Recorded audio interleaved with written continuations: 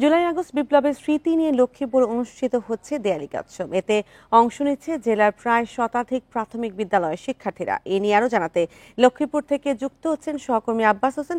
আব্বাস, কিভাবে পালিত হচ্ছে এই দেয়ালিকা উৎসব? এতে তো অনেক শিক্ষার্থী অংশগ্রহণ করেছেন, তাদের অনুভূতি কি এবং তারা কি বলছেন?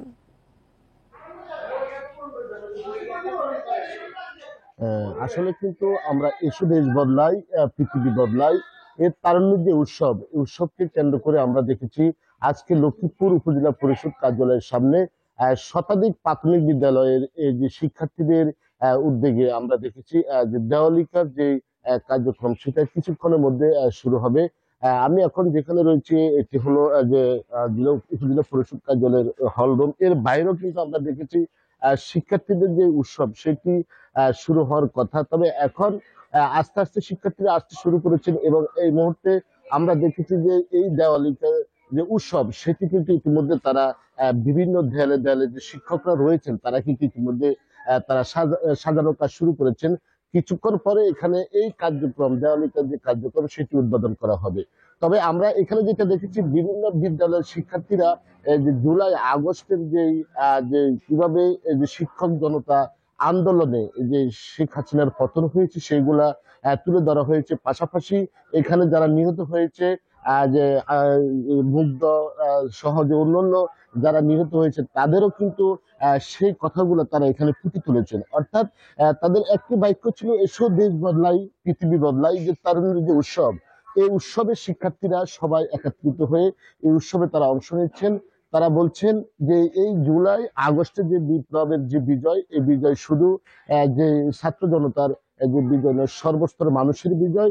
এই ছোট ছোট ক্ষুদ্র যে শিক্ষার্থীরা রয়েছে তারা কিন্তু ইতিমধ্যে তারা যে তাদের যে দেওয়ালিকা সেগুলো তারা উপস্থাপন করছেন।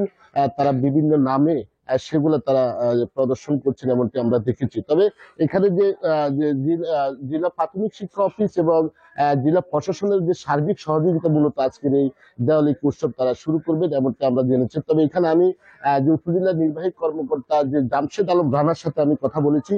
তিনি যেটি জানিয়েছেন যে উৎসব যেন উৎসবে পরিণত হয় এবং যে শতাধিক যে বিদ্যালয়ের শিক্ষার্থীরা তারা যেন অংশ নিতে পারে এবং সুন্দর করে তাদের যে মনের যে মাধুর্যগুলো, মনের যে চিত্র, যে কিভাবে জুলাই আগস্টের যে বিপ্লব হয়েছে সেগুলো তারা ফুটে তুলেছেন।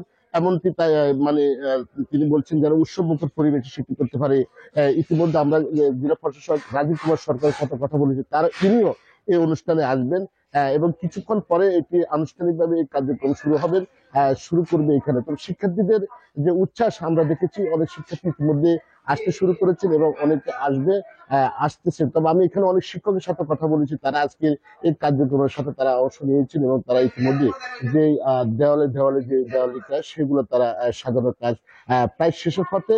তবে আজকের এই যে দেওয়ালিকা উৎসব যেন শান্তিপূর্ণভাবে সুন্দরভাবে করতে পারে সে ধরনের আশা করছি শিক্ষক, শিক্ষার্থী এবং অভিভাবকরা। লক্ষ্মীপুরে জুলাই আগস্ট বিপ্লবের স্মৃতি নিয়ে দেয়ালিকা উৎসব হচ্ছে, সে ব্যাপারে বিস্তারিত জানাচ্ছিলেন সহকর্মী আব্বাস হোসেন।